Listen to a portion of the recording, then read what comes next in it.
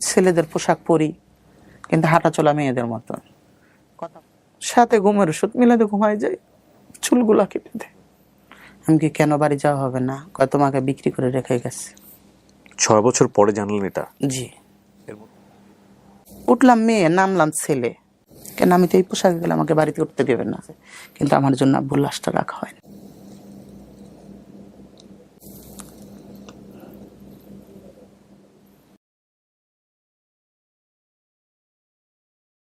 আসসালামু আলাইকুম প্রিয় দর্শক এবং শ্রোতা, আল্লাহ সর্ব অবস্থায় আমাদের সবার মঙ্গল করুন। সব সময়ের জন্য সেই দোয়া এবং শুভকামনা জানিয়ে শুরু করছি লাইফের একটি এপিসোড। যারা আমার সঙ্গে মুহূর্তে যুক্ত আছেন তাদের সবাইকে বলবো, আমরা স্টুডিও অফ ক্রিয়েটিভার্স লিমিটেডের সামাজিক যোগাযোগের মাধ্যমের জন্য প্রচারিত অনুষ্ঠানগুলোতে নিজের জীবনের গল্প বিভিন্ন আঙ্গিকে আসতে পারে বলার জন্য আপনি আমাদেরকে ফোন করতে পারেন। আমাদের ফোন নম্বর হচ্ছে 09639887777। আমি আবারও বলছি 09639887777। এছাড়া আমাদের একটি মেইল অ্যাড্রেস আছে sharemystory24@gmail.com। কথা বাড়াচ্ছি না, কে রয়েছে আমার সঙ্গে, চলুন একটু জানার চেষ্টা করি। নাম কি আপনার? আমার নাম বন্যা ব্যাপারী। বয়স কত? 88-তে জন্ম। সেই হিসেবে আপনার বয়স, ওকে ফাইন। আর জন্ম জেলা? ঢাকা কেরানীগঞ্জ মডেল। ঢাকাতেই জন্ম আপনার বলতে? জি। শুরু করেন বন্যা। আমার আব্বা আমার আম্মার আগে আরেকটা বিয়ে করে, ওই আম্মার কোনো সন্তানাদি হয় নাই। আমার আম্মুকে জমি লিখে দিয়ে বিয়ে করে। আপনার মা দ্বিতীয় ওয়াইফ তার? জি। ওকে। আমরা ওই আম্মুর ঘরে 5 ভাই বোন হই। আচ্ছা। আমার বড় ভাই মারপেটে থেকে প্রতিবন্ধী হয়, তারপরে বড় বোন হয়, তারপর আমার এক ভাই আর আমি যমজ হই দুজন। আচ্ছা। আমার পর আমার এক ছোট বোন। তখন আমার ওই ভাইটাকে যে কাপড় চোপড় এনে দেয়, আমাকে সেমে একই কাপড় চোপড় এনে দেয়। আস্তে আস্তে একটু বড় হলাম, স্কুলে ভর্তি করে দিল। তখন তো আমার আব্বার অর্ধেক বয়স হয়ে গেছে, যেরকম বুড়ো হয়ে যায় দাদা নানা যেরকম হয়, মানে এত বেশি বৃদ্ধ হয়ে গেছে? হ্যাঁ। আম্মা ছিল হচ্ছে অ্যাবনর্মাল। 6 মাস মা এরকম পাগলের মতো থাকে, 6 মাস ভালো থাকে আর একটু সরল সোজা। সন্তানকে সামাল করে মা বাপ, আমরা মা বাপকে সামাল করতাম। বড় বোনটার উপরে দখল যায়, তখন কৃষি কাজ করে আব্বু আলু লাগায়, কাঁচামরিচ লাগায়, যে পেঁয়াজ লাগায়, মানে এগুলা নিয়ে উঠাইতে হয়, বাজারে নিয়ে বিক্রি করতে হয়। এগুলা বড় বোনটা অনেকটাই আব্বার হেল্প করে। আস্তে আস্তে বড় বোনটা বড় হলো, বড় বোনটাকে বিয়ে দিতে হবে। তখন আমার এক চাচতো ভাই ছিল। চাচতো ভাই বলে কি, কাকা আপনার মেয়েটাকে আমি বিয়ে করবো, আমাকে বাইরে পাঠায় দেন। তখন আপনি কি করেন? তখন আমি ছোট, অনেক ছোট। হ্যাঁ। ওকে। আমাদের বাড়ি অর্ধেক বিক্রি করে দেয়, বিক্রি করে ওখানে নিয়ে টাকা রাখে। ওকে দেশের বাইরে পাঠিয়ে দিয়ে বিয়ে শাদী দিবে বাইরে? হ্যাঁ, আমার বোনকে বিয়ে দিবে। ওকে। পরবর্তীতে কি করে, আমার বোনকে বিয়ে করে না। ওহো। যে আমার জেঠিমা ছিল, উনি বলতো যে বলে ওর মা হয়েছে পাগল, ও তো পাগলই হবে। আমার মামা খালু দেখাশোনা করে আমার দুলাভাইয়ের কাছে সবরাতের দিন বিয়ে হয়। আপনার বোনের? হ্যাঁ। আমার দুলাভাইটা কানে কম শোনে, একটু সরল সোজা টাইপের। আব্বা লোকের কথা না শুনতো, বোনটার ভালো জায়গায় বিয়ে হতো, আর আমাদের জায়গা জমি যদি বিক্রি না করতো ভালো জায়গায় বিয়ে হতো। তখন আমি ক্লাস 2 এর থেকে পড়ি। বিয়ে হয়ে গেল, আব্বু আস্তে আস্তে আস্তে আস্তে না অসুস্থ হয়ে গেল। আমার বড় ভাইটা তো প্রতিবন্ধী, কোনো কাজ কাম করতে পারে না। আর আমার সাথে যে ভাইটা, সেই ভাইটাও কাজ কাম করে, কোনো বাড়িতে টাকা পয়সা দেয় না। তখন আমি আস্তে আস্তে বড় হতে লাগলাম। আব্বা কি করে, লোকের বাড়িতে নিয়ে কাজে দিয়ে আসে। আপনাকে? আমাকে টাকা দিবে 250 টাকা মাস। মা আমাকে থাকতে দেয় না। মা ওখানে যায় কি করবে, যাবে নিয়ে আসবে। মা সন্তানকে আর কি দূরে দিবে না। তখন তো সংসার আয়ের তো আর কেউ নাই। আবার আরেক জায়গায় দোকানে, 4 দোকানে কাজে দিয়ে দেয় আমাকে। আচ্ছা। 300 টাকা মাস। ওখানেও কয়েক মাস কাজ করার পর মা যে নিয়ে আসে, তুই ছোট মানুষ, তুই কাজ কর। আপনার কি লেখাপড়া বন্ধ ওই সময়টাতে? ওই সময়টা লেখাপড়া কোন ক্লাস থাকা অবস্থায় ঘটনা? 2 ক্লাস 2 এর পরে আর পড়াশোনা? 2 এর পরে মনে হয় 3 পর্যন্ত পড়ালেখা করেছি। তারপরে আপনার এই ঘটনা? হ্যাঁ। হ্যাঁ, তারপর? আমাকে মানুষের বাড়ির গরু বাছুর পালার জন্য রাখাল দেয়, এরকম আব্বা আমাকে নিয়ে নিয়ে রাখাল দিয়ে আসতো। টাকা এনে সংসারে যাই হয়, আবার এদিক দিয়ে জমি বিক্রি করে যাই হয়, সংসার তো চালাতে হবে। এরকম করতে করতে করতে করতে বড় হইতেছি, আস্তে আস্তে বড় হইতেছি। নিজের শরীরের পরিবর্তন মনে হইতেছে। তুই বাড়িতে থাকাস কেন, তুই বাড়ি থেকে চলে যাস না কেন? কে বলেন? আপনার সাথে জমজ ভাই? জি, ও কি বড় না ছোট আপনার? আমার বড়। কেন টর্চার করতো আপনাকে? টর্চার করতে আমি তো ওদের মতো না, ছেলেদের পোশাক পরি কিন্তু হাঁটা চলা মেয়েদের মতন, কথা বলা মেয়েদের মতন, চলাচল বেশি মেয়েদের সাথে। চলে যাবে কেন? মানে বাড়ি থেকে আপনি বাড়িতে না থাকেন এটা চাইতো আপনার ভাই? এটা চাইতো।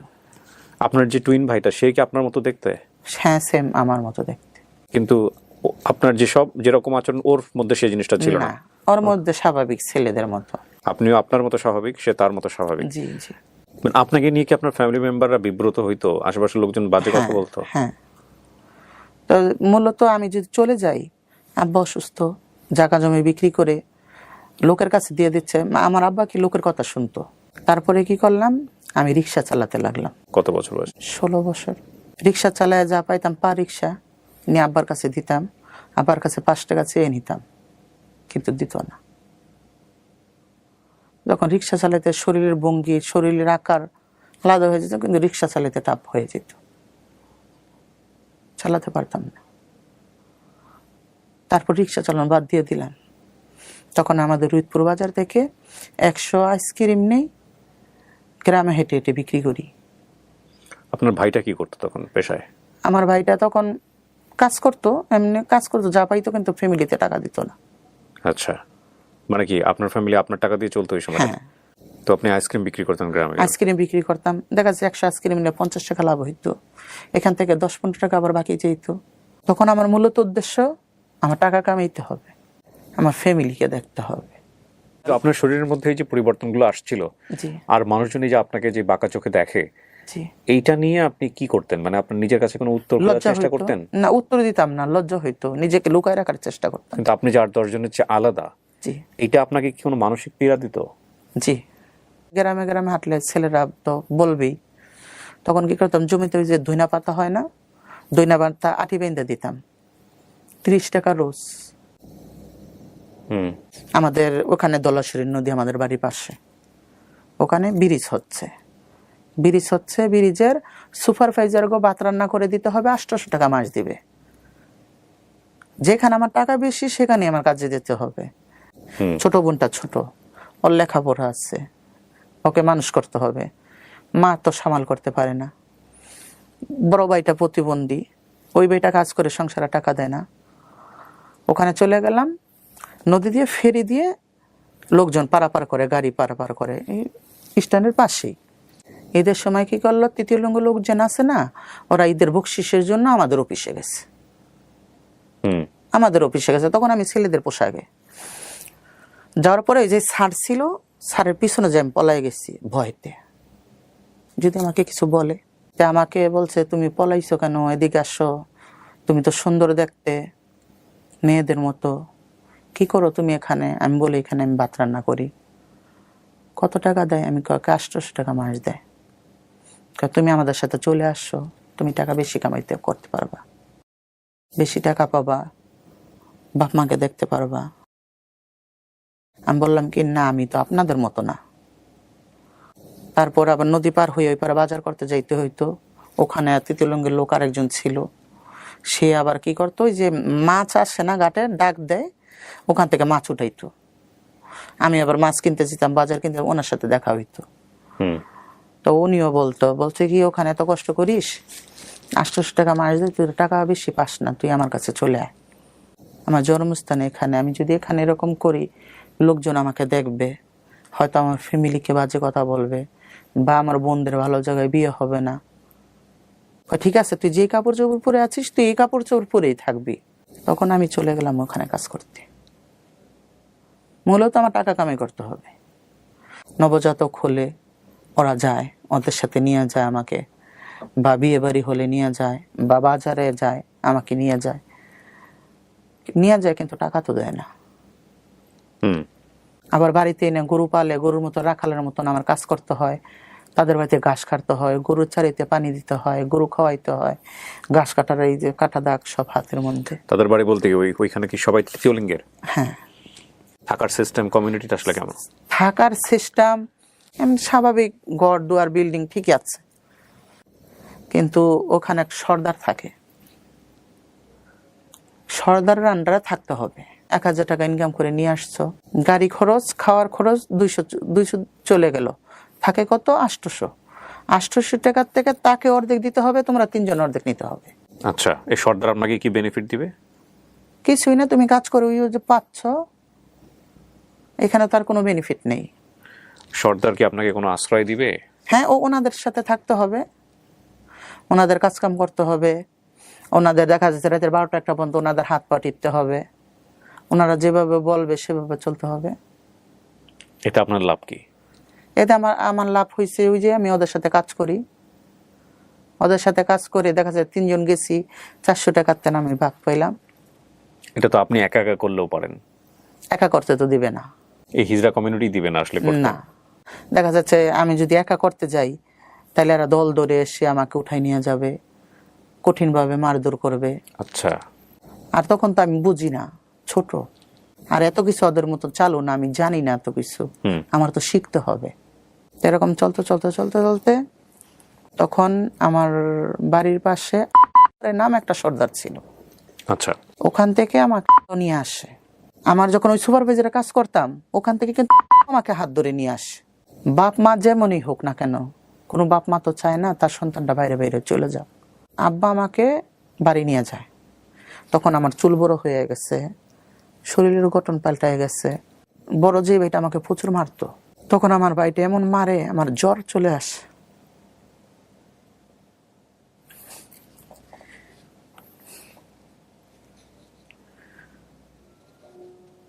আমার মার কাছে জ্বরের ওষুধ এনে দেয়, সাথে ঘুমের ওষুধ মিলাতে ঘুমায় যায়, চুলগুলা কেটে দেয়। এরকম করে মনে করেন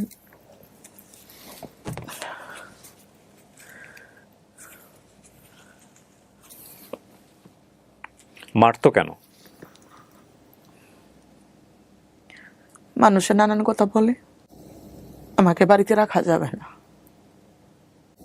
ইজ্জত চলে যাবে। তখন মা আমার পিছন পিছন থাকে, আমাকে কোথাও যাইতে দেয় না, মা বুকে নিয়ে ঘুমাইতো। তারপর আস্তে আস্তে ওনারা আমাকে খোঁজ করতে লাগলো। আমি তো অনেক দিন হয় বাড়ি চলে গেছে, চুল কেটে দিছে, আমি তো আর এখন বাইরে বের হইতে দেয় না মা। তো খুঁজতে খুঁজতে আমার বাড়ি চলে গেল ওনারা। তো বললো কি, এখানে যদি থাকিস তোর মা আসবে, তোর আব্বা আসবে, এখানে তোকে রাখা যাবে না। তাই আমি বললাম কি করবেন? বলে কি, চল আমার সাথে ইন্ডিয়া চল। বললো এটা সর্দার? হ্যাঁ, আমার সাথে ইন্ডিয়া চল। ইন্ডিয়া যাবো, তাহলে আমার বাপ মাকে কে দেখবে, আমার ভাই বোনকে দেখবে?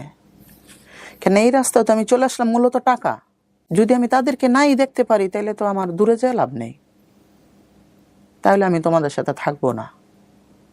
সে কি করলো, ফুসলাইতে ফাসলাইতে ওখানে অনেক টাকা, ওখানে অনেক টাকা কামাইতে পারবি। তাই আমি ওই টাকা কামাইতে পারবো, কিন্তু আমার বাপ মাকে আমি টাকাটা পৌঁছাবো কি করে? তো বললো যে বলে আমি যাবো, আমার কাছে পাঠাবি, আমি তোর বাপ মাকে দিব। ও নিয়ে আমাকে ইন্ডিয়া নিয়ে চলে গেল। গেলেন কিভাবে ইন্ডিয়াতে? বাসে করে গিয়েছি সাতক্ষীরায়, সাতক্ষীরা থেকে ভোমরা বর্ডার। কয়জন গেছেন আপনারা? উনি গেছে, আমি গেছি, আমরা 2 জন গেছি। আচ্ছা। ওখানে দালাল থাকে, দালাল কাটা। কত সালের ঘটনা এটা? এটা ফখরুদ্দিন আমলের আগের ঘটনা। আচ্ছা, অনেক আগের। যে মেন বর্ডার পাসপোর্টের লোক যায়, তখন ছাড় দিয়ে নিয়ে আমাকে নিয়ে গেল দেওগঙ্গা। দেওগঙ্গা? হ্যাঁ, নিয়ে যাওয়ার পরে ওখানে আমাদের তৃতীয় লিঙ্গের লোক আছে, ওখানে 4-5 দিন থাকলো। থাকার পরে ওখান থেকে নিয়ে গেল আমাকে দিল্লি। দিল্লি জামে মসজিদের পাশে আজমিরি গেট। বলল যে এখানে তুমি থাকো, আমি মাসে আসবো, কিছুদিন হইলে আমি তোমাকে এসে নিয়ে যাব, তুমি থাকো। ওখানে কি কাজ আপনার? ওখানে যে কাজই, ভিক্ষা করা? হ্যাঁ। আর ওখানে কি পাঞ্জাবি মারোয়ারি দেখা যাচ্ছে ওরা অনেক টাকা দেয়, আর তৃতীয় লিঙ্গের লোকেদের অনেক ইজ্জত করে। আচ্ছা। আমি তো ছোট মানুষ, অচেনা জায়গা, হিন্দি জানি না, বাংলা বলতে গেল ইন্ডিয়ার লোকেদের সাথে আমাদের সাথে বাংলা পার্থক্য আছে। রেখে চলে আসলো। থাকতে থাকতে আস্তে আস্তে আমি হিন্দি শিখে যাই। আর তখন তো আমি ছোট, আমাকে সবাই ডাকে। ওখানে একটা তৃতীয় লিঙ্গের লোক ছিল, কোকিলা হাজি বলে ডাকতো। বাইরে গেলে আমাকে সাথে নিয়ে যেত, কিছু খেতে চাইলে খাওয়াইতো, কিনে দিত, খুব আদর করতো। এরকম করতে করতে 5-6 বছর আমার ওখানে কেটে যায়। এই 5-6 বছর আপনি বাবা মার কাছে টাকা পাঠাচ্ছেন কিভাবে? আমি টাকা পাঠাইতে পারতাম না। উনি যাইতো গিয়ে আমার কাছে যা টাকা জমতো উনি নিয়ে আসতো, কাপড় চোপড়, টাকা পয়সা, যে তোর বাপ মাকে দিতে হবে, তোর বাপ মা এরকম কষ্ট করে। তারপর কি করলো, বাঙালি মেয়ে কলকাতার হবে নাকি জানি, আমাদের মতোই হবে, গেছে। যাওয়ার পরে একসাথে কাজ করি, একসাথে থাকি, রাত ভরা ওনাদের শরীর টিপতে হয়, তারপরে সকাল হইলে ওনাদের সেবা করতে হয়। প্রতিদিন 3 তলার উপর উঠতে হবে, ওখানে চা বানাইতে হবে, রান্না করতে হবে, আবার নিচে নিয়ে আসতে হবে। তারপরে সকালে আবার গোসল করে সবার আগে রেডি হয়ে ওনাদের সাথে, ওনারা বলে এটা টলি যাওয়া, যে টলিতে যেতে হবে ওনাদের সাথে। ওই যে কোকিলা হাজিকে আমি দিদা বলতাম, আমি বলতাম দিদা আমি বাড়ি যাব, আমার তো বাপ মা আছে, আমার তো বাড়িতে যেতে হবে। কয়ে না, তোমার তো বাড়ি যাওয়া হবে না। আমি কি, কেন বাড়ি যাওয়া হবে না? কয়ে তোমাকে বিক্রি করে রেখে গেছে। 6 বছর পরে জানলেন এটা? জি। এর মধ্যে এসে আপনার কাছ থেকে টাকা পয়সা নিয়ে টাকা গেছে? পয়সা নিয়ে যায়। তখন আর আমি বুঝতে পারি না, আমি তো বৈধভাবে যাই না যে বলেন টাকা পাঠাইতে পারবো, আমি তো গেছি অবৈধভাবে। তো আমার তখন মাথায় যেমন আকাশ ভেঙে পড়লো, আমার বাড়ি দিবে না, যেই টাকার জন্য আমি গেছি, আমাকে বিক্রি করে রেখে গেছে, এই টাকা পয়সা কি করছে? তখন যে এরকম করি, তখন তা কাজে মন বসে না, তখন আমি কিভাবে বাড়িতে আসবো? এই টাকাটা যখন আপনারা কালেক্ট করতেন, আপনারা চাইলে এখানে 2 নম্বরই করতে পারতেন না? মানে যদিও পুরো প্রক্রিয়াটাই আমার কাছে মনে হচ্ছে একটু 2 নম্বরই প্রক্রিয়া। তারপর এটা সিস্টেম, এটা নিয়ে আমি কোনো কথা বলতে চাই না। ধরেন আপনি যদি আপনি যদি মনে করেন 1000 টাকা কালেক্ট করেছেন, আপনি চাইলে তো কিছু টাকা সরিয়ে ফেলতে পারেন। কেউ তো হ্যাঁ, সরানো যাবে। দেখা যায় 3 জন গেছি, 3 জনের মধ্যে কথাবার্তা বলে, 3 জনের ভিতরে কথাবার্তা বলে, সবাই তো আর এক না, যদি বলে দেশ তার মার খেতে হবে। এই 3 জন কি সবসময় একই 3 জন নাকি চেঞ্জ না, হইতো? চেঞ্জ করে দেয়।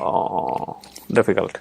যদি কোনো মতে জানতে পারলো সে মায়ের কি মায়ের, তারপরে জরিমানা দিতে হবে। 200 নিয়েছো, তোমার 30,000 50,000 দিতে হবে। ওখানে ধর্মীয় ভাবে কি প্র্যাকটিস করা হয়?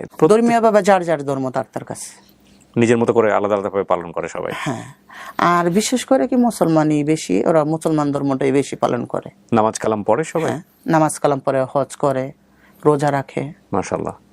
নামাজ পড়ে, বাড়িতেও পড়ে, মসজিদে যায় পড়ে, মসজিদও গিয়েও পড়ে। হ্যাঁ, যেরকম মক্কা শরীফ মহিলা, তৃতীয় লিঙ্গের লোক, পুরুষ পোলা সবাই নামাজ পড়ে, এরকমই। ওখানে কোনো বাধা দেয় না কেউ? কোনো কিছু বলেনি কখনো? বললে ওনারা হয়তো ওই সিস্টেমে পাঞ্জাবি পরে, জুব্বা পরে, দেখা যায় হাজি রুমাল দিয়ে মাথা টাথা ডেকে ডেকে সুন্দর করে অজু টজু করে। আচ্ছা, না, এই বিষয়ে আমার জানাশোনা খুবই কম, আমি প্রশ্নটা আসলো বলে করলাম। আমার হয়তো ইউটিউব থেকে দেখে নেওয়া দরকার ছিল এই মুহূর্তে, আমি জানি না, হয়তো দেখেও নিব। আপনারা আমাকে একটু দয়া করে বলবেন কিনা আমার এই ইউটিউবের ভিডিওর নিচে কমেন্ট সেকশনে এসে, থার্ড জেন্ডার বলি বা তৃতীয় লিঙ্গ বলি বা আমাদের ভাষায় যেটা প্রচলিত আছে, হিজড়া যারা আছেন, তারা কি মসজিদে গিয়ে নামাজ পড়তে পারেন? যদি পারেন তাহলে এটার সিস্টেমটা কি? শারীরিকভাবে মেল কিন্তু ফিমেল, ন্যাচারালি ছেলেদের হয়েই তো পৃথিবীতে আসছেন, ছেলেদের যেরকম না, ওরকম ছিল না। তাহলে ছোটবেলাতেই আইডেন্টিফাই করার কথা ছিল যে, আইডেন্টিফাই তো বাপ মা ঠিকই জানে। বাপ মা তো ওই যে আমার ভাইটাকে যেভাবে কাপড় চোপড় পরাইছে, আমাকে তো সেভাবে পরাইছে। বড় হওয়ার একটা পর্যায়ে আপনি অনুভব করেন যে আপনি মেয়ে, আমি মেয়েদের মতন, রাইট। সো এই যে বড় অনুভবের যে জায়গাটা, সে মনে করছে মেয়েদের মতন সে। এখন সে যদি নামাজ পড়তে চায়, সে কি মসজিদে গিয়ে নামাজ পড়তে পারবে? এইটাই হচ্ছে আমার কোয়েরি, আমার জানা নাই। আমি আবারও বলছি বিনয়ের সঙ্গে। সো এই বিষয়ে যদি আপনাদের কোনো জানাশোনা থাকে, আপনারা এসে কমেন্টস করেন, আমি একটু জেনে নিব, যাতে করে পরবর্তী ভিডিওতে এই বিষয়গুলো আমার প্রশ্ন করাটা অনেক বেশি ইজি হয়। ঠিক আছে, তারপরে কি হলো? মেয়ে আলাদা, ছেলে আলাদা, কিন্তু আমি যেন মাঝখানে একজন। আমার হাঁটা চলা মেয়েদের মতন, আমার অঙ্গভঙ্গি মেয়েদের মতন, আমার মেয়ের সাজতে ভালো লাগে। আপনি যেটা বলছিলেন যে আমাকে বাড়িতে যেতে হবে, আপনি রাস্তা খুঁজছিলেন। হ্যাঁ, বাড়িতে যেতে হবে। এরকম করতে করতে বাড়িতে যাওয়ার তো কোনো রাস্তা পাচ্ছি না, কিভাবে যাব? তখন আমার বাড়ির সাথে কোনো যোগাযোগ নেই, ইন্টারনেট বন্ধ। ওই খবর পাই, না গেলে খবর পান না? না গেলে খবর পাই না। তখন এক ক্ষেত্রে কি করলাম, আমি ওখান থেকে পালাইলাম। পালানোর আগে আপনি জানতেন যে কোথায় পালাবো, কি করব না করব? কিছু না, আমি জানতাম না, কিছু না জেনেই আমার কাছে স্লিপ 200 টাকা। এই 6 বছর আপনার কোনো কার্ড হয়েছে এখানে? না, কোনো কিচ্ছু হয়নি। হয়নি। এটা রিস্কি না?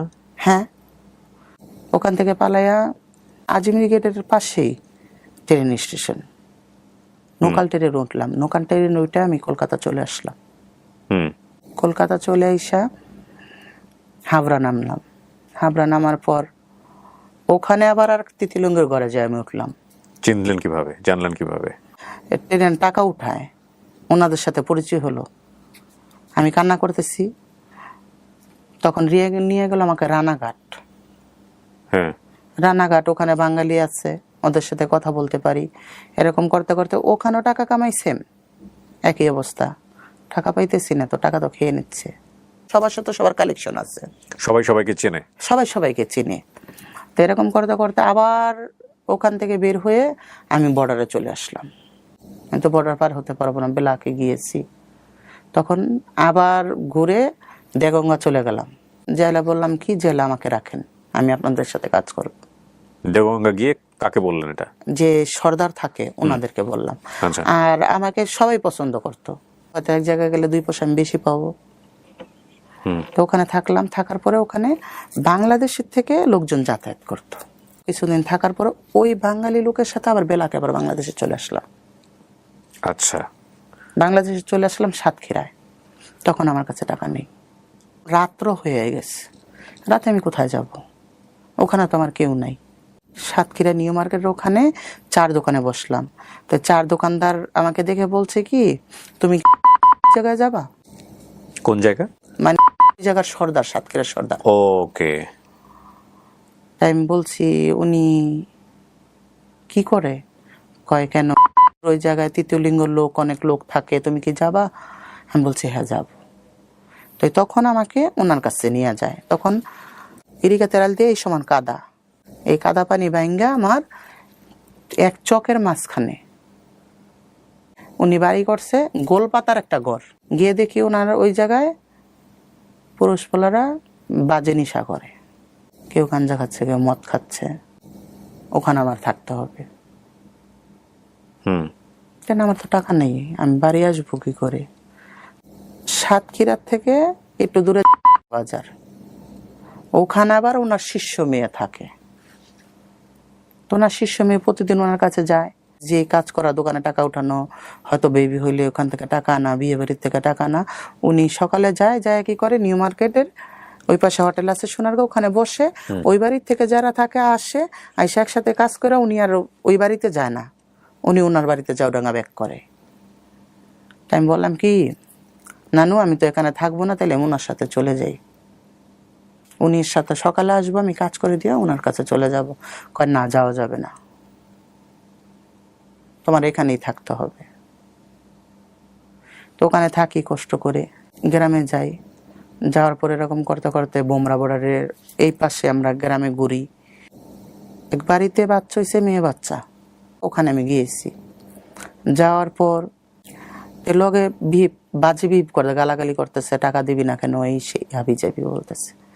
তাই আমি বললাম কি, দেখো, মানুষ যদি টাকা আপোষে না দেয়, জোর করে তো টাকা নেওয়া যাবে না। ভালোভাবে বলো, আজকে হয়তো হাতে না থাকতো, যে রাজা ব্যক্তি তার হাতে তো টাকা থাকে না। তাকে যদি মাথায় বাড়ি দিয়ে সে আমাকে এখন টাকা দিতে পারবে? ওনার 500 টাকা দেওয়ার 200 টাকা দেওয়ার ক্ষমতা, আমি 500 টাকা চাইলে তো পাবো না। তখন তো 1000 টাকা ইনকাম করলে কি খুশি। বলছে কি, তোমার এত দরদি, তাইলে তুমি তো এই কাজ করতে পারবা না, তুমি আসছো কেন? তুমি পারলে গিয়ে নাও। পরে ওই বাচ্চার যে দাদি হয়, ওই দাদিকে আমি ঘরে নিয়ে গেছি। ঘরে নিয়ে যাওয়ার পর আমি বললাম, দেখেন টাকা ছাড়া তো যাবে না, তা আপনি পারলে কিছু টাকা দেন। আজকে যদি আপনার মেয়ে হতাম, নিশ্চয়ই আপনি আমাকে খাওয়াতেন, কিংবা আপনার ছেলে হলেও খাওয়াইতেন। না পারতে বিয়ে দিতে কি করতেন, খাওয়াইতে হইতো না। তা আপনার মেয়ের মতন আমি, কিছু টাকা দেন, আমরা চলে যাই। তখন ওই মহিলাটা ধার করে 2000 টাকা দিয়েছে, আবার একটা কাপড় দিয়েছে। দেওয়ার পরে আমরা ওই গ্রামে যতক্ষণ ঘুরছি, ওই মহিলাটা আমাদের সাথে সাথে ঘুরছে। তাই আমি বলছি, আপনার সাথে সাথে ঘুরতেছেন, তা আপনি বাড়ি চলে যান, আমরা তো চলে যাব। তুমি আমার মা বলছো না, আমি তোমার যেতে দেবো না। Very sweet memory. আমার তো কোনো মেয়ে নাই, আমার একটা ছেলে প্রাইমারি স্কুলের মাস্টার। তখন আমার নিজের কাছে আনইজি ফিল হচ্ছে, কি করলাম আমি। তাই ওনার কপালে চুমু দিয়ে আমি বললাম কি, মা আপনি যান, আমি অমুক জায়গায় থাকি, আপনি যায়েন আমার কাছে, আপনার মেয়ের মতন আমি করব। ওই বাড়ির পাশে ওনার বোনের বাড়ি। তখন কি করলো, কিছুদিন পরে দুপুরে খাওয়া দাওয়া করে আমি ঘুমিয়ে আছি, পোলা বানা ডাকতেছে, বন্যাপা আপনার মা আসছে। তা আমি বলছি আমার মা ঢাকা থেকে নদী পার হইয়া তো মিটপুর কি জিনিস আমার মা বলতে পারে না, আমার মা এত দূর চলে আসবে, সর এখন খেলাধুলা করবো না, যা বিরক্ত করিস না, এখন আমি ঘুমাবো ওই গুল পাতার ঘরে। তখন ডাকতেছে, উঠলাম, কয় মা তুমি আমার চিনছ? আমি বলছি হ চিনছি, চিনবো নাকে, আসেন। ওনারে নিয়ে আসলাম, ওনাকে রাখলাম, নিজের টাকা দিয়ে বাজার করে ওনাকে খাওয়ালাম, বাজার করে ওনাকে মার্কেটিং করে দিলাম আমি। এখন বলছে মা তোমার আমি নিতে আসছি, এখন আমি তো আর যাই না। আমি বলছি ঠিক আছে আপনি যান, আমি আরেক সময় যাব। তারপরে ওনার হাজবেন্ড উনি আসছে আমাকে নেওয়ার জন্য। এখন ওনার হাজবেন্ডকেও আমি মার্কেটিং করে ওনাকে বিদায় করে দিচ্ছি, আমি আর ওখানে যাই না। লজ্জা হচ্ছে, আমি ওখানে কি বলবো, কিভাবে যাব, আমি এরকম মানুষ, লোকে কি বলবে। তারপর ওই প্রাইমারি স্কুলের মাস্টার আর তার বউ আসছে আমাকে নিতে। তখন আমি বললাম ভাবি আমি যাব, আমি সকালে যাব, আমি বিকেলবেলা কিন্তু চলে আসব, আমি কিন্তু থাকবো না। কয় ঠিক আছে তুমি বিকালবেলায় চলে এসো, বিকেলবেলা চলে এসো। কিন্তু ওই মহিলার চেহারা আর আমার চেহারা এক চেহারা। আর ওই মহিলা বাড়ি গিয়ে বলছে যে আমার এক ছেলে আর এক মেয়ে হয়েছিল আমার বাপের বাড়ি এরকম, ওই মেয়েটাকে এরা নিয়ে গেছে ঢাকায়। 5-6 বছর পরে খোঁজে খোঁজে বাড়ি আসছে, সবার সাথে এটা যে প্রচার করছে, সবাই জানতেছে আপনি তার মেয়ে, সবাই জানতেছে আমি তার মেয়ে। তখন আমি গেছি ওনাদের বাড়িতে, ওই সর্দার বংশ ওনারা, ওনাদের আশেপাশে যে বাড়িঘর আছে ওনার এই সব আত্মীয় স্বজন। এখন পুরা বাড়ি ভর্তি হয়ে গেছে আমাকে দেখতে, ছোট মার মেয়ে এসেছে। এখন লজ্জায় তো আমি ঘর থেকে বের হই না। আমি বিকালবেলা ওখান থেকে চলে আসছি। তারপর আস্তে আস্তে আবার গেলাম, আবার আসলাম, ওনারও আসলো গেল, এরকম করতে করতে ফ্রি হয়ে গেছি। এখন আমি ওখানকারই মেয়ে, ওনারই মেয়ে। আপনার মার কাছে যান নাই বাড়িতে? না, এখনো পর্যন্ত যাইনি। আমি ছোট থেকে এত ভালোবাসা পাইনি, তো ওখানে আমি একটু ভালোবাসা পাচ্ছি। ওই ভালোবাসাটি আমার কাছে অনেক কিছু। তার ছেলে মেয়েরা কেনাকাটা করে দিতাম, তাদেরকে কেনাকাটা করে দিতাম, তারাও আমাকে দিত, আদর করত।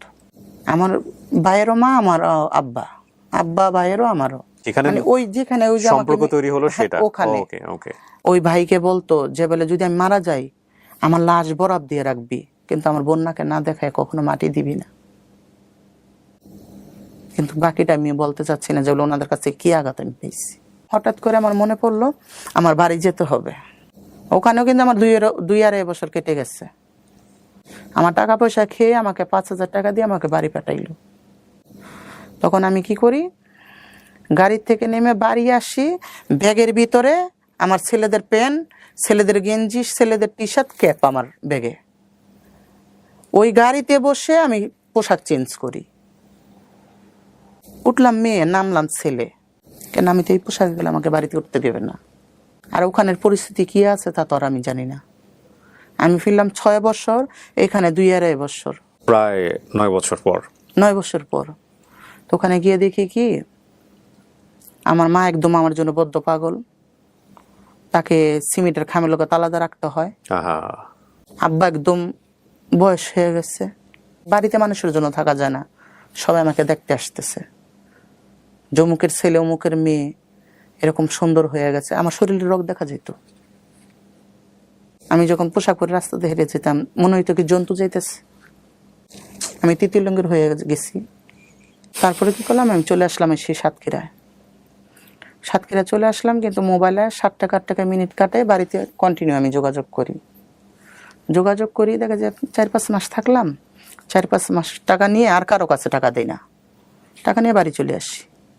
বাড়ি এসে আব্বার কাছে টাকা দিই, আব্বা সংসার চালায়। 4-5 দিন থাকলাম, আবার চলে গেলাম।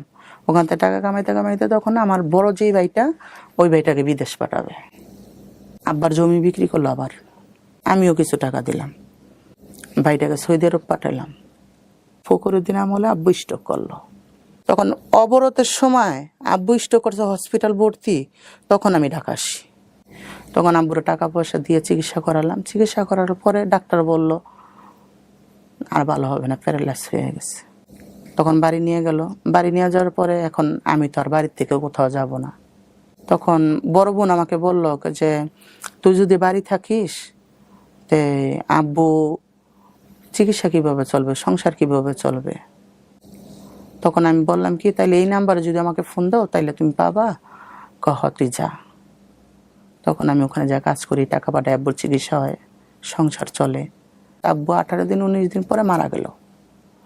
মারা যাওয়ার পরে আমার সন্ধ্যার দিকে ফোন দিছে। দেওয়ার পর আমি তখন তো হরতাল অবরোধ, ফখরুদ্দিনের আমল। আমি সারা রাত গাড়িতে ছিলাম, আস্তে আস্তে সকাল 10টা বাজছে আমার বাড়িতে গেছে, কিন্তু আমার জন্য আব্বুর লাশটা রাখা হয়নি।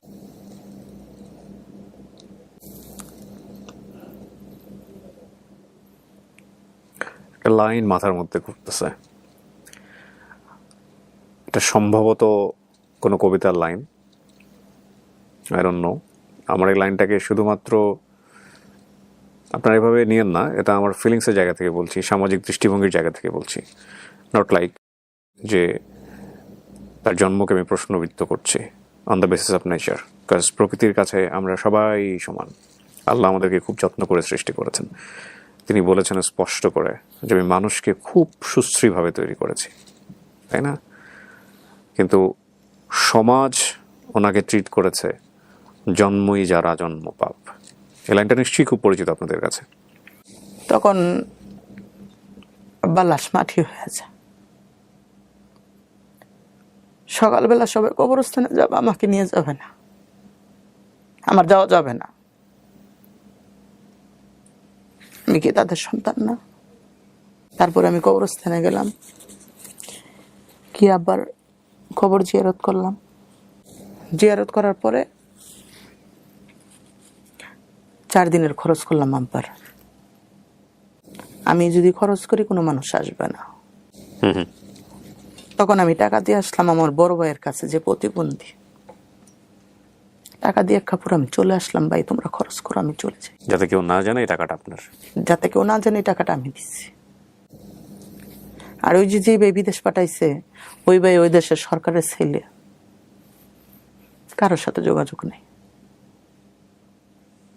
ওখানেও টাকা কামাচ্ছে, ওখানেও খাচ্ছে, ওর বউ আছে, ওর একটা বাচ্চা আছে। কিন্তু আব্বা মারা গেছে অসুস্থ, কোনো খোঁজ খবর নেই। চলে আসলাম বাড়ির থেকে, আমাদের বাড়ির পাশে, রুদপুর বাড়ির পাশে ওই গেলাম। যাওয়ার পরে বললাম নানু দূরে থাকি, আব্বা মারা গেছে, মরা মুখটা আমি দেখতে পারি নাই, মাটা কখন মরে যাবে দেখতে পারবো না, আমাকে তোমাদের কাছেই রাখো। সে রাখবে না। দিল্লিতে বিক্রি করে দিয়ে আসছিল। ওই দিল্লিতে বিক্রি করে দিয়ে আসছে। আমার কাপড় চোপড়ের ব্যাগটা বাইরে ফেলে দিচ্ছে, আমাকে রাখবে না। না বাড়ি থাকতে পারতেছি, না এখানে থাকতে পারতেছি, আমার তো যাওয়ার জায়গা নেই। আমি রুম নিলাম কোলামোড়া, 1100 টাকা। তখন আমার সংসারের জিনিস লাগবে, আমার তো রান্না করে খেতে হবে। ওই যে আমাকে ওই ব্রিজ ওই 800 টাকা মাস কাজ করতাম, যে ওই যে আমার যে উস্তাদ ছিল প্রথম আমাকে নিয়ে গেছে, আমি ওনার কাছে গেলাম। যাওয়ার পরে ওনাকে আমি বললাম যে এরকম এরকম বিষয়, আমার আব্বা মারা গেছে, আমি এরকম এরকম কাছে গেছি, কিন্তু আমাকে রাখবে না, কি করবো? তুই আমার কাছে থাকবি। কোনো লোক ওর কাছে থাকতে দেয় না, মানে ওর সাথে বিরুদ্ধ গন্ডগোল। কেন ওর বাপ দাদার বাড়ি ওখানে, এরকম গন্ডগোল করে ওর কাছে লোক থাকতে দেয় না। তা আমি গিয়েছি, উনি একা, তা বলছে তুই আমার কাছে থাকবি। ওর যেসব এলাকা আছে 2 জনে যায় ঘুরে নিয়ে আসবো। ওনার সাথে কাজ করি। দুলাভাই অ্যাক্সিডেন্ট করে কানে শুনে না, কাজ করতে পারে না, বড় বোনের সংসারও দেখতে হয়, আমাদের সংসারও দেখতে হয়, ছেলে মেয়ে মানুষ করতে হয় 2 জনের। ওই টাকায় তো আমার হচ্ছে না। পার্লারে যেরকম ফেসিয়াল করতে যেতাম বা বুড়ু কাটতে যেতাম, তখন একটা মেয়ে ছিল, নাম ছিল শিলা, পার্লারের ম্যাডাম। তা বলছে কি বোন না, এইটা করো, এটার পাশাপাশি তুমি পার্লারে কাজ করো। আমি পার্লারে কাজ করবো, আমি তো কাজ তো পারি না। আমি তোমারে শিখাবো, তুমি সময় দাও। দুপুরে চলে আসলাম, চলে আসলে দুপুরের পরে আমি পার্লারে চলে গেলাম। পার্লারে যেয়ে আমি কাজ করি, ওখান থেকে আমার কিছু টাকা আসে। আবার এখান থেকে কাজ করি, এখান থেকে কিছু টাকা আসে। মানে আমার 2টা ফ্যামিলিকে দেখতে আর কষ্ট হয় না। নিজে পাল্লার দিলাম আমি এগুলো করব না, মানুষে দেখতে পারে না, মানুষে বলে তুমি এরকম।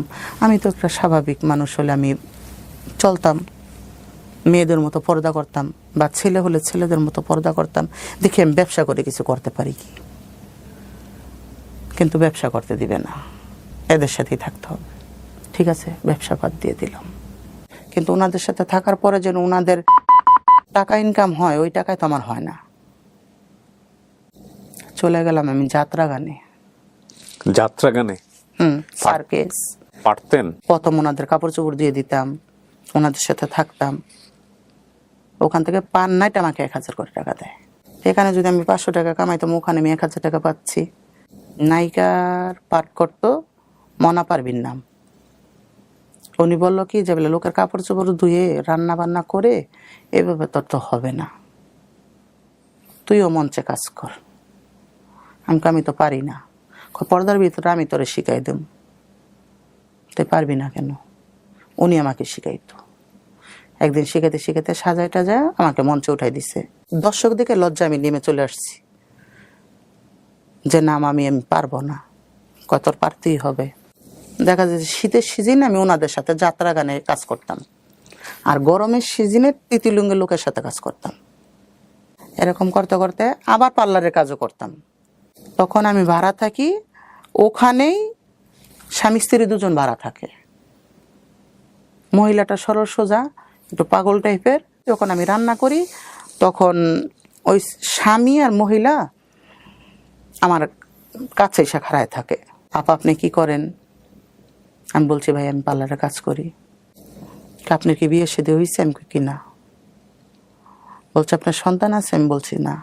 ওনার ওয়াইফকে বলছে নার্গিস তোমার যদি বাচ্চাটা হয় আপাকে দিয়ে দিও। তখন অবাক হয়ে গেলাম, কেন আমার নেই দেখে কি আপনি আমাকে উপহাস করতেছেন? বলছেন না, আমি আগে বিয়ে করছি, আমার আগের বউর বাচ্চা কাচ্চা আছে, এর আমি পরে বিয়ে করছি। এর আগে একজন বাচ্চা হয়েছিল, ও তো ওরকম স্বাভাবিক না, বাচ্চাটা মারা গেছে। আমি কই ভাই আমার ছেলে মেয়ে দরকার নাই, আমার কিছু দরকার নাই, আপনি যান। তা কয়েকদিন পরে বলছে কি আপা আমি তো দেশে যাব, ধান ক্ষেত করব, নার্গিসকে যদি আপনার কাছে রাখতেন আমি দেশের তেনে ধান টান লাগায় চলে এসে আবার ওরে নিয়ে যেতাম। আমি বলছি ঠিক আছে থাকবে, ওর যখন কেউ নাই আমার কাছে থাকবে। তা আবার ওই মাঝে মধ্যে আইসা আমার ঘরে টিভি আছে, টিভি দেখে, রান্না করলে কিছু দিলে খায়। তাই আমি ওর কাছে তথ্য নিতেছি। আমি বলছি উনি কি হয় তোমার স্বামী? তাই ওনার সাথে কীভাবে বিয়ে হয়েছে? এরকম এরকম আমার দাদু আমাকে সম্পত্তি লিখে দিয়ে গেছে, সম্পত্তি লোভ আমাকে বিয়ে করছে। তাই তোমার স্বামী যেন তোমার বাচ্চাটা দিয়ে দিতে চাইতেছে, তুমি কি দিয়ে দিবা? বলছে হ্যাঁ আপা দিয়ে দিম। আমি যে বাচ্চাটা নিলে তো আমি এভাবে নিব না, আমি নিলে লেখাপড়া করে নিব। কয় ঠিক আছে দিয়ে দিব। তখন আমার বাচ্চাটার দিকে একটু আগ্রহ হলো। আগ্রহ হওয়ার পরে ওরা আমি একটু ভালো মন্দ খেতে দেই, রেখে চলে গেল। সে আর আসে নাই, কেন নিজের যন্ত্রণা বাঁচতেছি না, আর এক যন্ত্রণা কপালে আমার জুটে গেল। কিন্তু ওর প্রেগনেন্ট অবস্থা, ওর খরচ বেশি। এরকম করতে করতে যখন বাচ্চাটা হলো তখন আমি মনে করলাম কি আমি মুক্তি পেলাম ওর হাতের থেকে। তখন আমি ওর 1 মাস রাখলাম। 1 মাস রাখলাম ওকে দুধ খাওয়ানোর জন্য। আর বেশি রাখলে তো বাচ্চার দিকে টান হয়ে যাবে, আমাকে তো বাচ্চাটা দিবে না। ওর কাছ থেকে পেটে থাকতেই আমি লেখাপড়া করে নিয়েছি। নেওয়ার পর যখন বাচ্চা হয়ে গেল, যখন ওকে আমি বিদায় করবো, যে নার্গিস তুই কি নিবি? ওনাকে একটা মোবাইল কিনে দিতে হবে, ওনাকে 4 জোড়া 3 পিস দিতে হবে, জুতো দিতে হবে, কসমেটিক সব কিনে দিতে হবে। দিছি। দেওয়ার পরে আমি বাচ্চাটাকে ওনাকে কোলে দিয়ে আমি বললাম কি বোন তুই তো মা, তুই যদি তোর বাচ্চাকে না দেস আমি তোর বাচ্চাকে নিব না, তুই নিয়ে যা। ওকে বাচ্চা দিয়ে লঞ্চের টিকিট কেটে বরিশাল বাড়ি ছিল, আমি লঞ্চে উঠাই দিয়েছি বাচ্চা সহ। বাচ্চা সহ লঞ্চ ঘাটে ময়লার মধ্যে বাচ্চাকে ফেলে রেখে দিয়েছি। তাহলে তোকে আমি দিয়ে আসলাম, তুই বাচ্চাটাকে লঞ্চ ঘাটে ময়লার মধ্যে ফেলে রেখে দিয়েছিস, আমার কাছে রেখে যেতি। ফেলে রেখে এসে আমার বাসার পাশেই দাঁড়ায় আছে রাস্তার মধ্যে। পাশের লোকে আমাকে খবর দিচ্ছে। তখন আমি বাচ্চা নিয়ে আসলাম, বাচ্চা নিয়ে এসে ওকে নিয়ে আসলাম। নিয়ে এসে আমি বলছি যে তোকে আমি কালকে এত টাকা পয়সা খরচ করে তোকে আমি বাড়ি দিয়ে পাঠাইলাম, বলছে আমি তোমার কাছ থেকে যাবো না, আমার অন্য কোথাও কাজে লাগে দাও, বাচ্চা তোমার কাছে থাক। তাহলে তুই কি কাজ করবি? কেউ তো তোকে কাজও নিবে না, আর বাচ্চার সাথে তো তোকে আমি রাখবো না। স্বামীও নাই? না, স্বামী তো ওই যে ফেলে রেখে গেছে। ওই তখন কি করলাম, বাচ্চা রাখলাম, বাচ্চা রেখে ওকে আমি বিদায় করে দিলাম, যা কখনো তুই আমার কাছে আসবি না। বাচ্চা তো রাখবে না, একটা এর আগে একটা হয়েছে, মারা গেছে, মেরে ফেলছে, এইটাকেও মেরে ফেলবে। তাইলে আমি 8-9 মাস তোর পিছনে শ্রম দিয়ে কষ্ট করে আমার কিলাপ হইলো, তুই যদি বাচ্চাটা মেরে ফেলিস। যদি তোর টাকা পয়সার কোনো কিছু প্রয়োজন থাকে, দূরে থাইকা তুই আমার কাছে চাবি, আমি তোকে দেব, কিন্তু কখনো তুই বাচ্চার কাছে আসতে পারবি না। ছেলে না মেয়ে? ছেলে। তখন আমি কাজের লোক রাখলাম ওর জন্য, রাত্রে আমি রাখবো। এরকম করতে করতে ছোট বোনটার বিয়ে ঠিক হয়। ছোট বোনটার বিয়ে হয়ে যায় বাড়ির পাশে, থাকলো কে মা, ন্যাংরা ভাই। তখন ওই বাড়িতে আমি দোচালা একটা ঘর দিই, যে বাড়িতে গেলে ওই ছোট বোনটা বাড়ির পাশে বিয়ে হয়েছে, বাচ্চাটা দেখবে, আমি সুন্দর কাজ করতে পারবো। তখন ঘর ছেড়ে আমি বাড়িতে চলে যাই। এখন বাড়িতে গিয়ে বাড়ির থেকে আপ ডাউন করি। আমার প্রতিবন্ধী ভাই আমার ছোট বোনকে বুদ্ধি দিতেছে যে তুই বাপের যতটুকু সম্পদ পাবি অতটুকু সম্পদ বিক্রি করে আর মাস সম্পদ বিক্রি করে তোর স্বামীরে বিদেশ পাঠাই দে, কিন্তু বন্যারা জানানো যাবে না। ওই প্রতিবন্ধী ভাই ওর জায়গা তো আগেই বিক্রি করে ফেলছে, ওরকম করে আমাকে না জানে মার জায়গা ওর জায়গা বিক্রি করে ওরা 2 লাখ টাকা দিচ্ছে। তখন সৌদি আরবের ফ্রি ভিসা বন্ধ, 8 লাখ 9 লাখ টাকা লাগে বিদেশ যেতে। তখন বিদেশ কিভাবে যাবে 2 লাখ টাকায়? আর নানির বাড়ির সম্পত্তি ন্যাংরা ভাই লিখে নিয়ে গেছে। আপনাকে কিছুই দেয় নাই? না, লিখে নিয়ে যে আমাদের কাছে বিক্রি করে টাকা এনে খাইছে। অথচ ওই ন্যাংরা ভাইকে বিয়ে করাইছি আমি। ছোট বোন ঋণ করে তার স্বামীরে বিদেশ পাঠাইছে। এখন ছোট বোনের সংসার, বড় বোনের সংসার আমার কাঁধে। ছোট বোনের কাছে ছেলেকে রেখে কাজে যাই, 2-2.5 বছর হয়ে যায়। আমি বাড়ি থাকতে পারি না সমাজের মানুষের জন্য। তখন আমি আমার বাড়ির পাশে আবার বাড়ি থেকে চলে আসলাম, বাইরে চলে গেলাম। যাওয়ার পর সৌদি আরবের ভাই বাড়ি আসলো। বাড়ি এসে আমাকে বলে যে আমার 1 টাকার তোর 1 লাখ টাকার সমান, কেন তোর অবৈধ টাকা কামানো।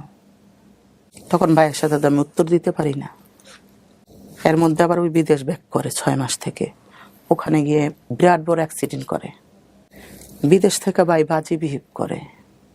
যখন ভাই আমাকে বাজে বিহেভ করে, সমাজ আমাকে বিরোধী, তখন আমি আত্মহত্যা করতে চাই। হয়তো আমি সমাজের বোঝা, আমি কে, আমি কি, কারো কাছে আমি ঠাঁই পাচ্ছি না কেন। তখন আমি 20টা ট্যাবলেট একসাথে খাই। ছেলে সারাদিন খেলা করছে দুলাবালি দিয়ে, দুলাবালি দিয়ে খেলা করে আমার পাশে গিয়ে বসে আঙ্গুল খাইতেছে। আমি আবার পাশে বান্ধবী কইতাম, বান্ধবী বলছি যে আমি যদি মরে যাই আমার ছেলেটাকে এতিমখানায় দিয়ে দিস, আর যদি আমার ছোট বোন নিতে চায় তাহলে আমার ছোট বোনকে দিয়ে দিস। চল তো বন্যারে দেখে আসি। আমার ওই বান্ধবী পরে আমাকে দেখতে আসছে, আইসা দেখে কি আমার কোনো জ্ঞান নেই। পরে আমাকে হসপিটাল নিয়ে যায়, কিন্তু হসপিটাল নিয়ে যাওয়ার পর আমার ভাই বোন কেউ আসে না আমাকে দেখার জন্য। যে আমাকে দেখতে আসিসনি, আমার ছেলেটা ছোট, তোর আমার ছেলেটাকেও নেসনি, তাইলে আমার টাকা পয়সা ভালো লাগে, আমি ভালো লাগি না। ঠিক আছে, আমাকে ছাড়া যদি তোরা ভালো থাকতে পারিস ভালো। এর মধ্যে আম্মা মারা গেছে, তাহলে এখানে তো আছে বড় ভাই, ছোট বোনের স্বামীও কামাই করে, আমিও কামাই করি। আমার কাছে 6-7 বছর রেখে মেয়ে বিয়ের উপযুক্ত হয়েছে, মেয়ে যে এবার এসএসসি দিবে। বোনের মেয়ে? বোনের মেয়ে। ওনাদের সংসার সব সাজায় দিছি। আপনার নিজের কোনো সংসার হয়নি? আমার কোনো সংসার। আপনার ছেলেটা কোথায়? আমার ছেলেটা মাদ্রাসায়। মাদ্রাসায় পড়ান ওকে? জি। আপনি কি চান, ওকে হাফেজ বানাতে চান? ওকে আমি হাফেজ বানাইতে চাই। ও কি জানে ওর গল্পটা, ওর মায়ের গল্পটাও জানে? না। জানে না। ওর মার যোগাযোগ করছিল আপনার সঙ্গে? না। আর কখনোই যোগাযোগ করে নাই? ওই আপনাকে মা ডাকে? মা ডাকে আমাকে। তো বলে না আমার বাবা কোথায়, বা ওরকম 8-10টা ছেলের মতো তো বড় ওই হচ্ছে? যখন ওই ছোট বোন যখন আমার কাছে থাকে, তখন ছোট বোনের পরিচয় দিয়ে, আর জন্ম নিবন্ধন আর সবকিছু ছোট বোনের। ও, ছোট বোনের স্বামীকে আব্বু বলে, ছোট বোনের স্বামী। আপনি জিজ্ঞেস করুন তোমার মা কয়টা? 2টা। তুমি তার ছেলে আমাকে দিয়ে দিচ্ছে মানুষ করার জন্য। এভাবে জানে সে? এভাবে জানে, কিন্তু ছেলেকে আদর করে। বোনের জামাই ছেলেকে আদর করে। আমি হিসাব করছিলাম 88-তে জন্ম হলে আপনার 37 থেকে 38 বছর বয়স। হ্যাঁ। একটা প্রশ্ন করি আপনাকে, জি, কেন বললেন এই গল্প? লক্ষ লক্ষ মানুষ দেখবে আপনাকে ইউটিউবে। আসছি মানুষকে জানানোর জন্য যে মানুষের জীবনটা কিভাবে চেঞ্জ হয়েছে। আপনার জীবন যে এরকম, এটা তো আপনার কোনো হাত নাই। কিন্তু কেউ আমাকে কখনো বুঝলো না, এটাই। ওর জীবনে যতগুলো ঘটনা, ঘটনার পরের ঘটনা, অনুঘটনা, প্রতি ঘটনা, ঘটনার ঘটনা, হ্যাঁ, ঘটনার পরম্পরা, সব কিছুর জন্যে ওর জন্মের এই অবস্থা দায়ী। ওর গল্পতে যা আছে, যতটুকু সত্য আছে মিথ্যা আছে, সেটা আল্লাহ ভালো জানেন, উনি ভালো জানেন। এবং ওইটুকুর জায়গা থেকে আমরা বলতে পারি সব কিছু একটা জায়গাতে এসে থেমে গেছে। আপনি দেখেন, স্কুলে যাওয়ার পরে স্কুলে যাওয়াটা হলো না, শুধুমাত্র লিঙ্গ অবস্থার কারণে তার কোনো ফিউচার হলো না, বিভিন্ন রকমের বৈষম্যের শিকার হলো, পরিবার হলো না, সমাজ হলো না, আদর হলো না, ভালোবাসা হলো না। এবং আমরা এইভাবে যে কমিউনিটিটাকে আমরা আমাদের প্রাত্যহিক জীবনে যেভাবে আমাদের সামনে ওরা আসে, যেভাবে দেখে থাকি, যেভাবে ওরা প্রত্যেকটা সময় আমাদের সাথে পরিচিত হয়, বাসে, হাটে, মাঠে, ঘাটে, বিভিন্ন উৎসবে, সেটা খুবই যে কাঙ্ক্ষিত পরিবেশ আমি বলবো না, অনেকটাই অনাকাঙ্ক্ষিত। কিন্তু এই মানুষগুলোর গল্প আছে, প্রত্যেকেরই গল্প আছে, যে গল্প জানলে আপনার জায়গা থেকে তাদের সাথে খারাপ ব্যবহার করা কিংবা তাদেরকে নিয়ে যে আসলে কিছু করা উচিত, সমাজের একটা কালেকটিভ এফোর্ট থাকুক, এই চিন্তাটা অন্তত আপনার মাথার মধ্যে জন্মগ্রহণ করবে। আমি এই কমিউনিটির অনেককে নিয়ে কাজ করেছি, অনেকভাবে আমি তাদের গল্প এনেছি। আমি জানি দিন শেষে সবার গল্পই শুধুমাত্র এই একটা কারণে কেন জানি থেমে যায়, একটা কারণে সবার সাথে সবার গল্প কেন জানি মিলে যায়। এবং এই অবস্থার পরিবর্তন ঘটানো খুবই জরুরি, খুবই জরুরি। এবং আমি মনে করি এই অবস্থার পরিবর্তন ঘটতে হলে সবচাইতে গুরুত্বপূর্ণ হচ্ছে আমাদের দৃষ্টিভঙ্গির পরিবর্তন। আমি হয়তো আমার জায়গা থেকে একটা ক্ষুদ্র কন্ট্রিবিউশন রাখতে পারি এই গল্পগুলো আপনাদের সামনে এনে, সেটা কি কোনো পরিবর্তন আদৌ করে কিনা ওইভাবে দেখা যায় না। কিন্তু আমি মনে করি এক্সাম্পল সেট করতে হবে বিভিন্ন স্টেক হোল্ডারদের, সমাজ নিয়ে যারা কাজ করছেন, যার যার অবস্থান থেকে কাজ করছেন। খুব সাম্প্রতিক সময়ের একটা উদাহরণ দিয়ে আমি গল্পটা আজকে শেষ করতে চাই। উত্তরার মাইলস্টোন কলেজে যে ভয়াবহতম অনাকাঙ্ক্ষিত ঘটনাটি ঘটে গেছে, বিমানাশ্রয়ে পড়ে যে শিশুগুলো মারা গেছেন, সেখানে সেই শিশুগুলোর জন্যে একদল এরকম তৃতীয় লিঙ্গের মানুষ গিয়েছিলেন তাদেরকে রক্ত দেবার জন্য। এবং তাদের আকুতি ছিল, আমরা তো কিছু করতে পারি না, আমরা আসছি রক্ত দেবার জন্য। আমরা সমাজে কন্ট্রিবিউশন রাখতে চাই, এই রাখতে চাওয়ার জায়গাটাকে আমাদের প্রসারিত করতে হবে, আমাদের দৃষ্টিভঙ্গি বদলাতে হবে। দে আর হিউম্যান বিং লাইক আস। এই পরিবর্তনটা যদি আমরা করতে না পারি, এটা নিঃসন্দেহে আমাদের জন্য লজ্জার। আমি আপনাকে ধন্যবাদ জানাই, আপনার এই গল্পটা আমার কাছে অন্যরকম একটা অনুভূতির জন্ম দিল। এত প্রতিকূল পরিস্থিতির মধ্যে আপনি যেহেতু নিজেকে টিকে রাখতে পেরেছেন, আপনি তো যোদ্ধা, এবং আপনি সামনেও টিকে থাকবেন ইনশাআল্লাহ, ভালো থাকবেন। আপনার এই গল্পটা যারা নিজেকে অনেক বেশি অসহায় মনে করে তাদের জন্য অনুপ্রেরণা হয়ে থাকবে। আর আমি আপনাকে ধন্যবাদ জানাই যে আজকে আপনি আসছেন। আপনার ছেলে অনেক বড় হোক, সে বড় হয়ে আপনাকে মায়ের মতো দেখুক এবং আপনার দুঃখে পাশে থাকুক, এই কামনায় শেষ করছি। আমার ছেলের জন্য সবাই দোয়া করবেন, আমিও সবার জন্য দোয়া করব, আপনাদের জন্য দোয়া জি আলহামদুলিল্লাহ। প্রিয় দর্শক এবং যাতে ওরা আমি কোরআনের পাখি বানাইতে পারি, অনেক দোয়া থাকলো। প্রিয় দর্শক এবং শ্রোতা, আমরা শেষ করছি আজকের মতো। সবাই অনেক ভালো থাকুন। লাইফের এই গল্পটি আপনার জীবনে যদি কোনো প্রভাব ফেলে থাকে এবং আপনি যদি মনে করেন আপনারও গল্প আছে, যে গল্পটি সমাজকে জানিয়ে আপনি একটি মেসেজ দিতে চান, নিঃসন্দেহে আপনি যোগাযোগ করতে পারেন আমাদের ইমেইলে কিংবা ফোন নাম্বারে। আসসালামু আলাইকুম। আসসালামু আলাইকুম।